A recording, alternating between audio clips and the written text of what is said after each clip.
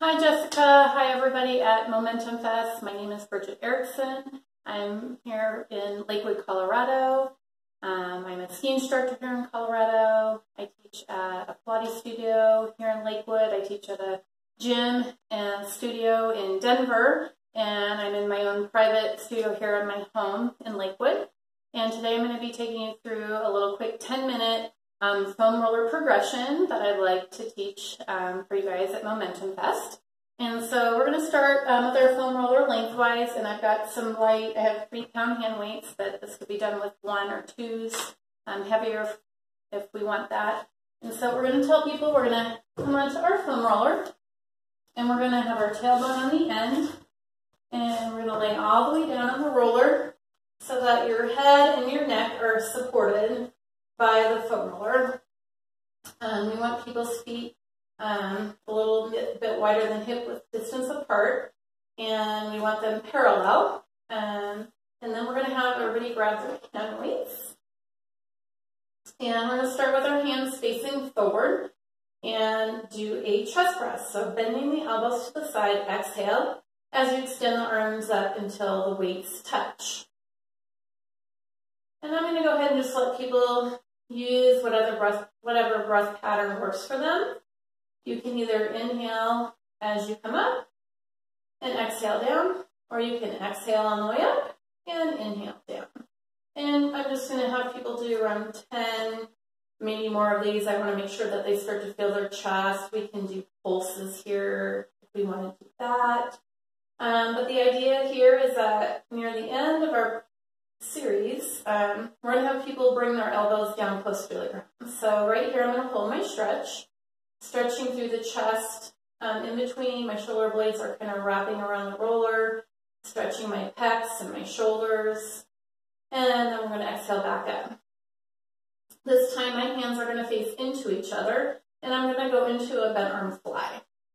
So the elbows are bending, the hands are facing into each other. And again, each time the person is going to bring their arms to the side. If they have the mobility, they can come a little bit lower, and they can hold the stretch down here. And then bring the hands back together. We're going to bend our elbows, bring the weights behind the head into a skull crusher type motion. So we're going to bend and extend, squeezing the triceps at the top of the movement. Again, using that breath pattern. This one, our backs are going to want to arch, so you're going to go ahead and draw in through the abdominals. And don't forget about that. And we can add pulses. 7, 8, 9, 10. Going to bring the arms so the palms face down to the floor. And we're going to do our front raises. So the weights are going to come up just to shoulder height.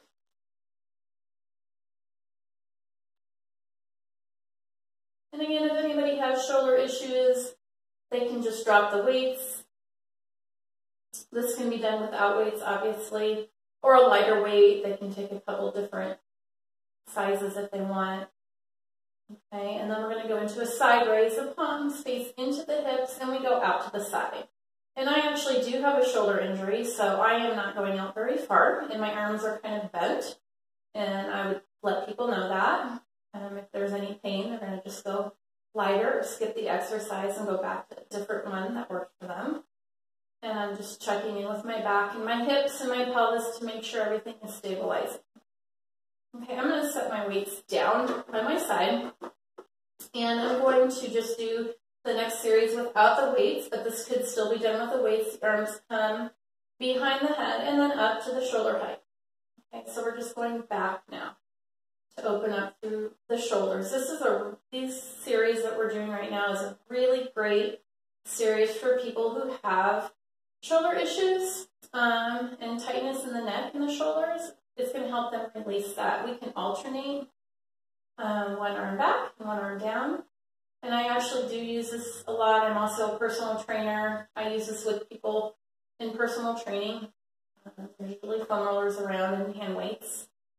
Okay, and then we're going to go into arm circles. So we're going to go backstroke, around, and up and together. And if the people have any popping, I just tell them to make their circles smaller until there's no popping. Because we obviously don't want to aggravate that. And then we're going to go the other direction in our butterfly or front stroke, up and around, just like you would do with your hands in the straps on the reformer. Using the foam roller adds more of a challenge because people are forced to balance and use their abdominals. We're going to cross our arms, taking my hands on top of my shoulders, I pull down, and this is going to stretch in between the shoulder blades and the back of my neck. It's going to lengthen the back of the neck. It feels good. You should try it. And uncross and recross the other way, pulling down. This is your non-dominant side. Very good. And then release. So we've kind of warmed up our arms, and now we're going to warm up our legs. So my hands are down next to the foam roller. Again, I'm going to be with one foot, so we're going to balance with the left foot down on the tripod of the foot, 2 balls of the feet and the heel. And I'm bringing that right leg to my tabletop position, and we're going to start with extending and bending. And if you want to be really Pilates-like, you can point your toes, or you can just have your foot relaxed or in flexion. Either way, we're going into a tabletop and then extending out. So we're going to start feeling more abdominals now, a little bit more isolation on one side of the abdominals than the other. People might be afraid of falling off, and they can limit their range of motion, or they can go higher if they want. And then we're going to straighten the leg. You can flex the foot at the top, and then you can point the toes on the way down. Okay, and so we don't need to bring the leg lower than parallel to the ground. And they can make this range of motion smaller depending on their strength. You know, and some people have very tight hips, so again, they can keep that range of motion smaller. And then we're going to just make it a little fancy, and we're going to bring the knee in, extend the leg up, and then lower it down. So in, up, and over like a little bicycle motion. We could add flexing down and pointing in, or pointing down and flexing up, just to make it more exciting. You can reverse it. And then we're going to do the other side. Same thing, bending and straightening the leg.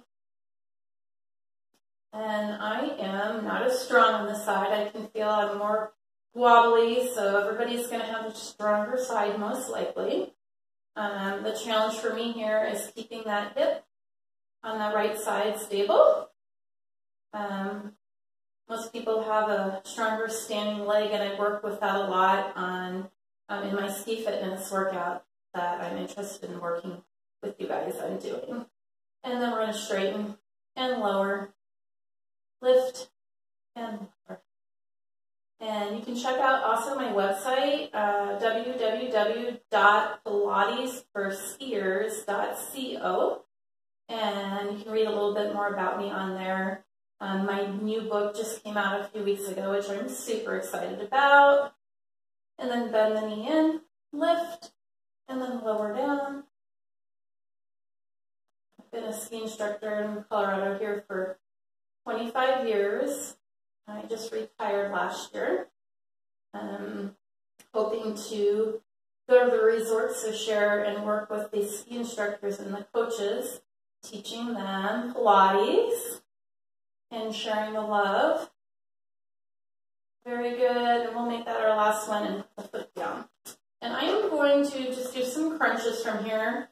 So take the hands behind the head, and we're going to just lift and roll up over that broad line. Exhale.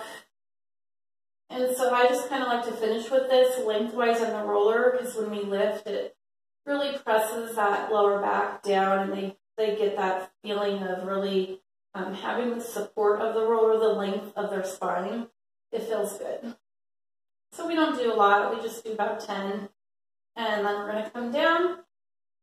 And we're going to come off. So we just tell people, be careful as you come off the side.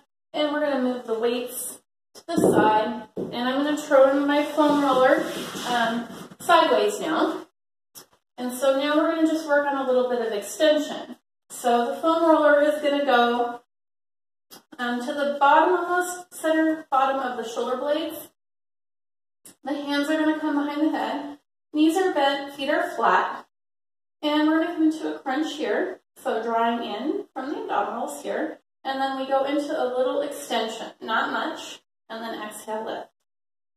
And so what we're looking for here is the foam roller is only going to move maybe half an inch and a half at the most in a little rocking motion.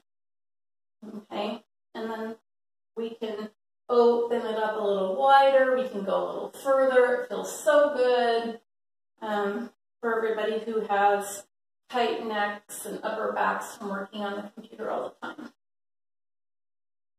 And we're going to do a few more. I let people spend a little time here because it feels so good.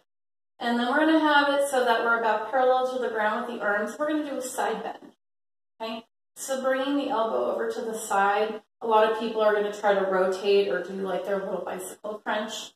And I usually will go over and just kind of guide them with my hands where they should be bending from their side, from their obliques. And this is just feeling really good on my lats. The upper back that's tight, okay?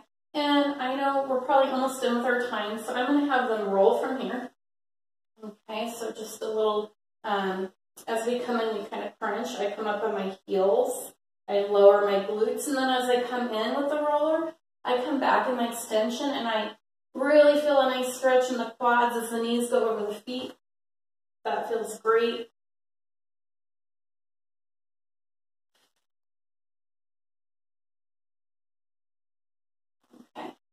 So what we're going to do is we're going to take them through a series. We're going to use the foam roller as a spine corrector, doing leg circles on it. We're going to roll our quads, we're going to roll our IT bands, we're going to roll our glutes. I'm going to let them finish with it under their neck, which feels really good. I will teach them how to roll their lats. So just really using the foam roller as a great Pilates tool. We can use it to do crunches with. And so that's it. I hope I'm at 10 minutes, and I hope to see you soon.